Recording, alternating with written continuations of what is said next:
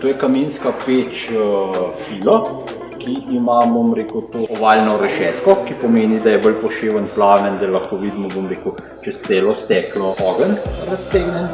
Potem imamo dimniški priključek lahko tudi zgoraj, istočasno lahko tudi ali zadaj. V primeru, da je dimnik priključen zgoraj, imamo nekoliko manjše skladišče za pelete. Če ima kamin priključek za dimnik od zadaj, ima tudi potem večje skladišče za pelete, in sicer za 40 kg ali približno 60 litrov. Touch display.